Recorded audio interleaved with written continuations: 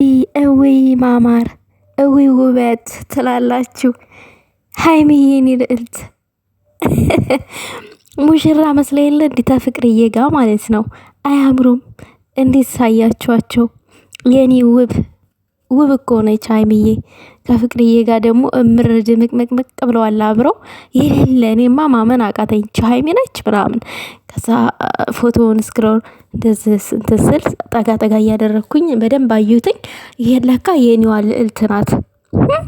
ወይ ውበት ሲለካ ሀይሚዬ ናት ለካ በሚለው ውዶቼ። በነገራችን ላይ ሀይሚዬ የፈለገችውን አይነት ልብስ ብትለብስ በጣም ነው የሚያምርባት። እውነት ለመናገር ያክል ሁሉም ነገር ያምርባታል።